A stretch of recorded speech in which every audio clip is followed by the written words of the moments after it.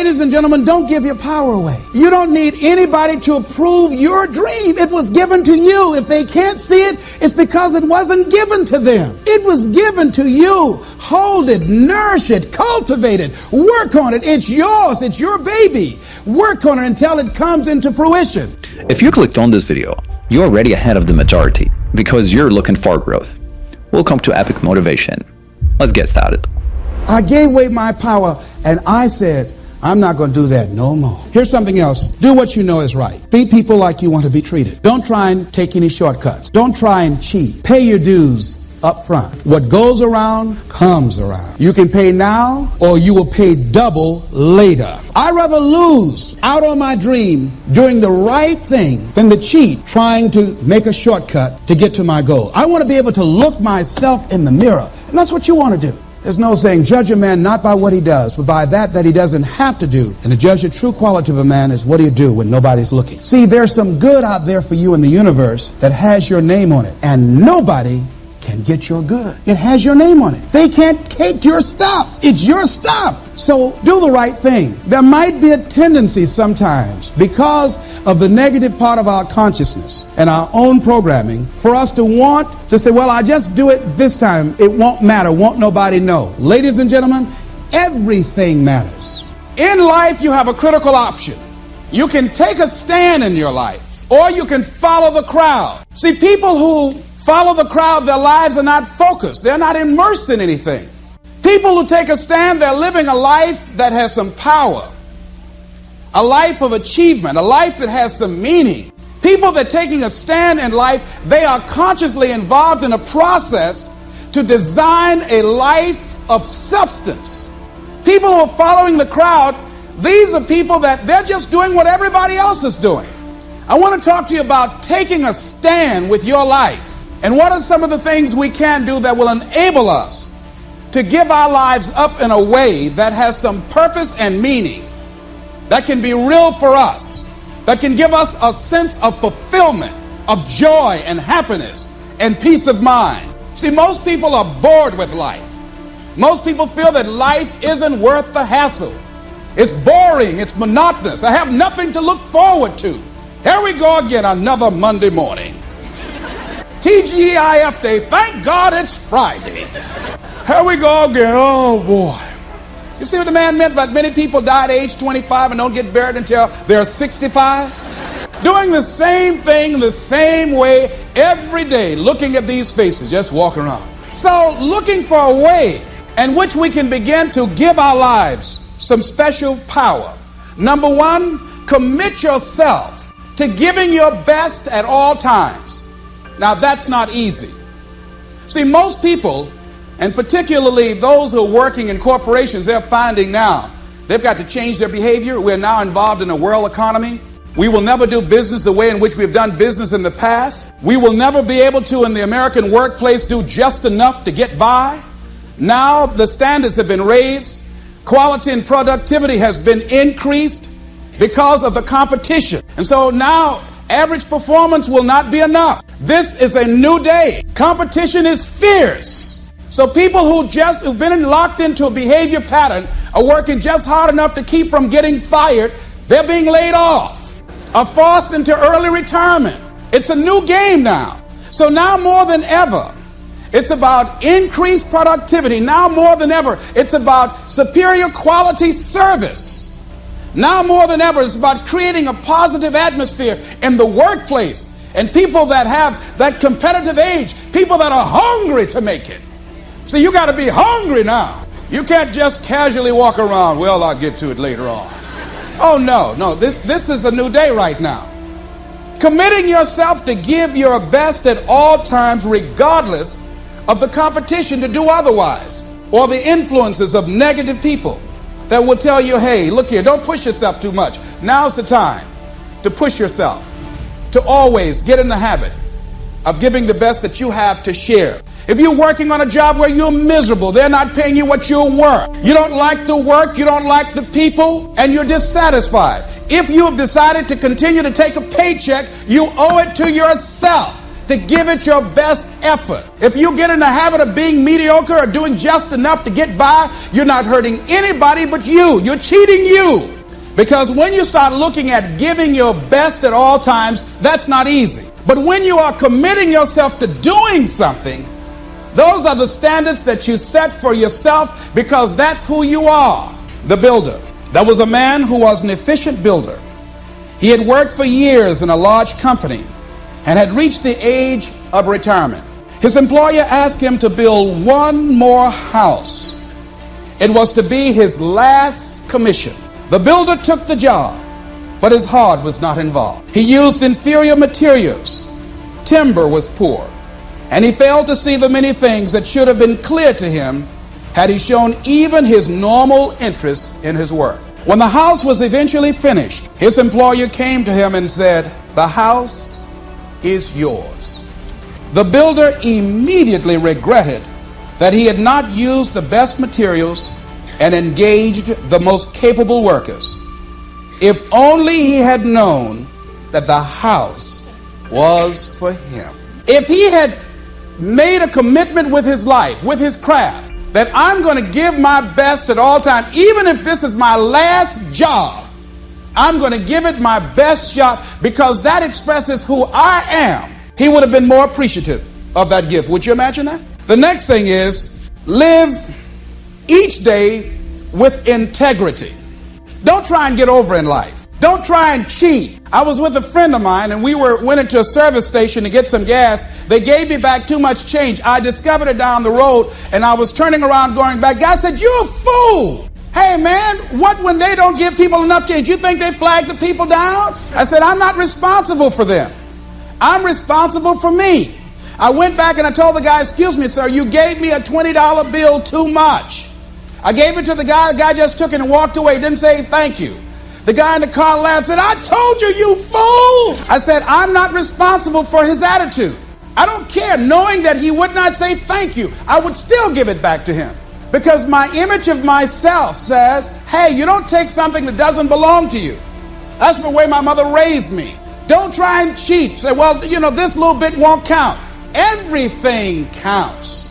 I like what Zig Ziglar says. He said, fear is false evidence appearing real. That is an illusion that we create in our mind. It is a state of mind that can be changed. So let's look at how we can begin to take some steps to restructure that fear, to begin to expand our visions of ourselves, to begin to increase our self-esteem. Webster said that self-esteem means confidence and satisfaction in oneself. Look at your life right now. Whatever you've done up to this point in time, your life is working. Whatever you have produced, it came out of you as a result of the kind of person that you have become. It's a result of your choices. It's a result of your consciousness. Now you have to ask yourself, are you satisfied with what you have produced? Is this what you want? Would you like for things to be better than this? Do you believe that you deserve better than this? Or are you content? This is it. You don't have to do anything else. That you've already resigned yourself in life and say, well, I'm happy. I'm not starving like the people in Calcutta. Are you allowing yourself to get off the hook like that? Or do you believe somewhere in the back of your mind or in your heart that there's some other great work for you to do? There's something else that life has for you. And that's why you're here. How do we handle this fear factor? How do we increase our self-esteem?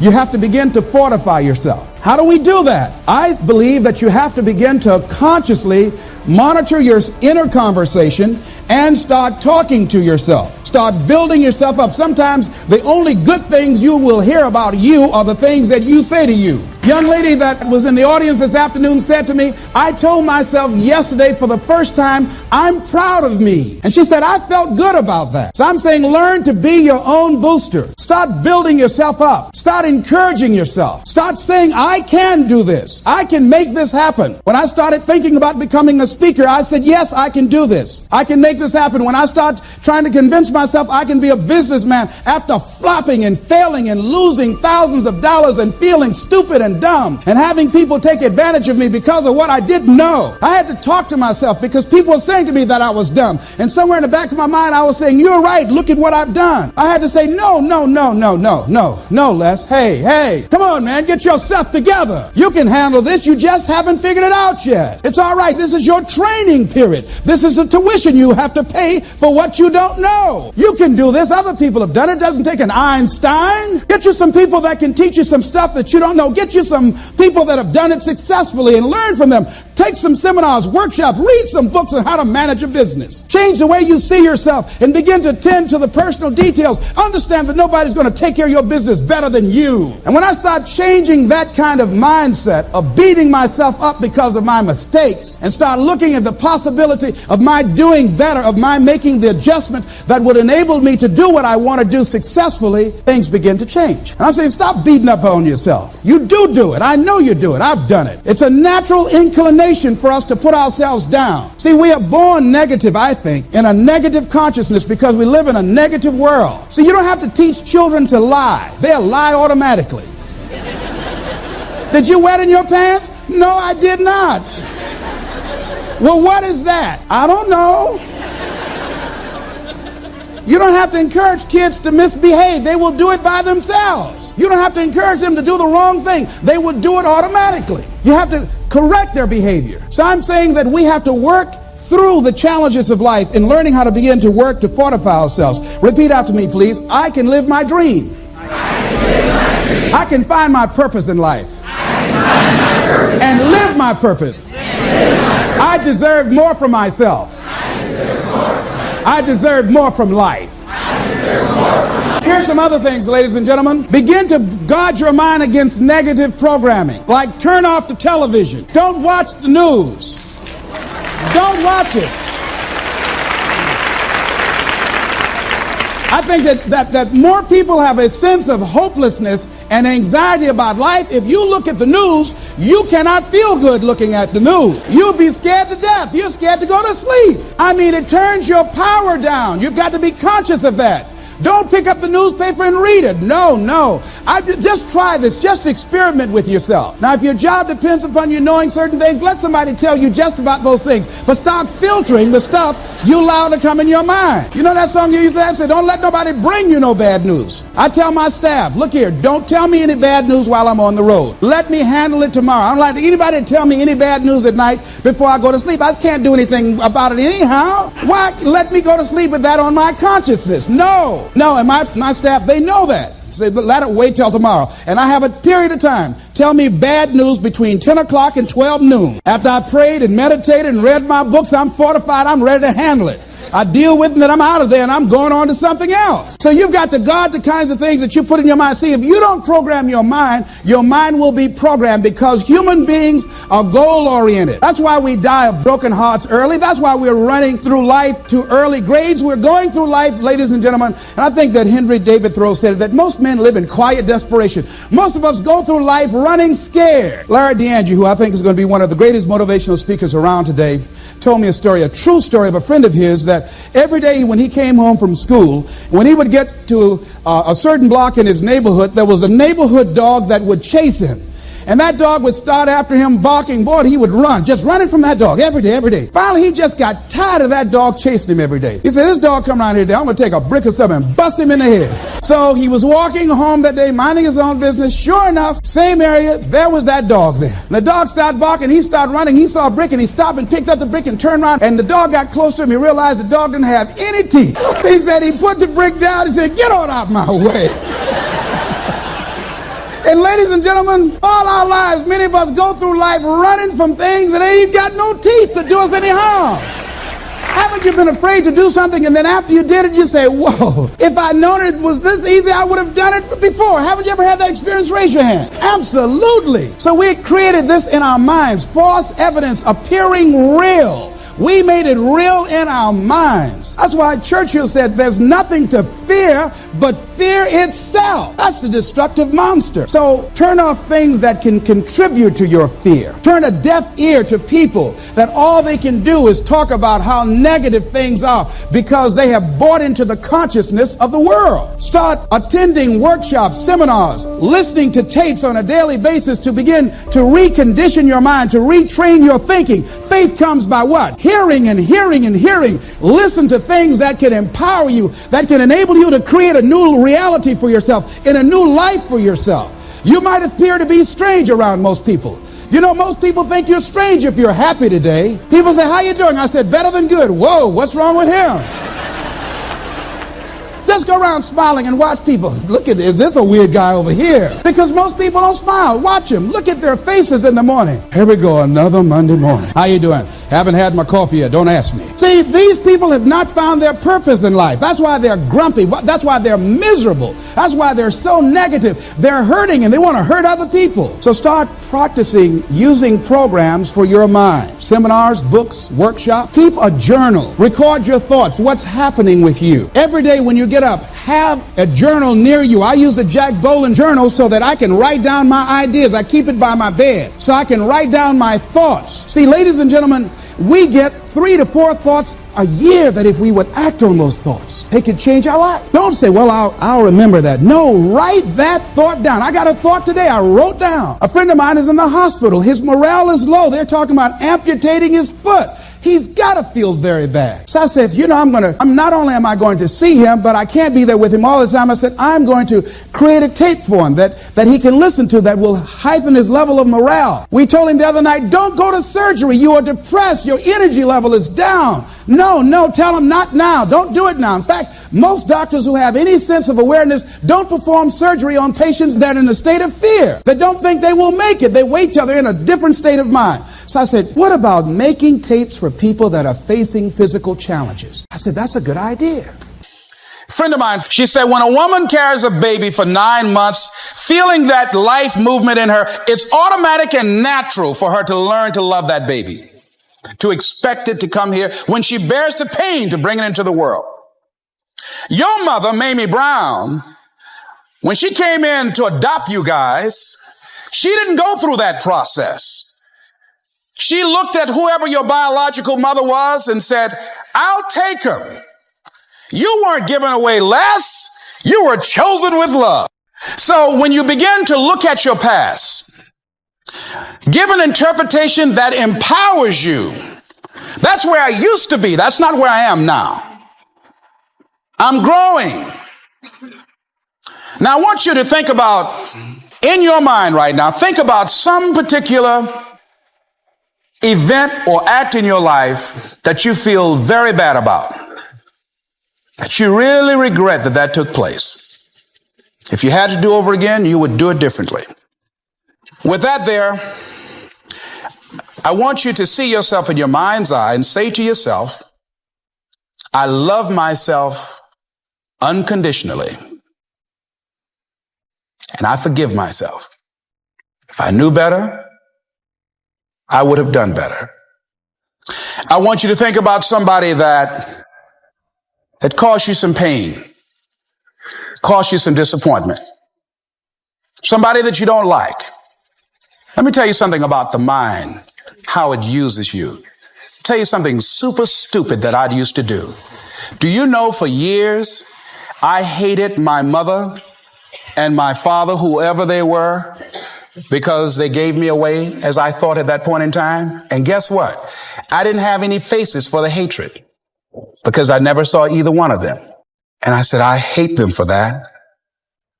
And then once I forgave them and said, it's okay, had they not given me away, I would have never been blessed to have the mother that I have, who to me is the greatest mother in the world. So the universe unfolds as it should. But when I went through this process, saying forgive them, I remember in my mind as I was trying to picture these people, I had 2 individuals in my mind standing there with no faces because I didn't know how they look. But I released that. I let that luggage go. Think about somebody that you've hurt, somebody that you've disappointed, either deliberately or inadvertently,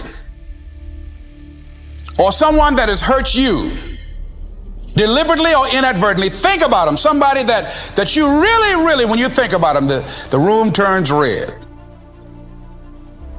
Look at them in your mind's eye and say, I forgive you. Boy, that's a heavy load to let on.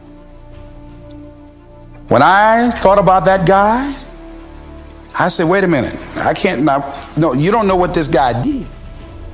This was my mama. You don't know what we went through. My student said, Les, forgive, let it go.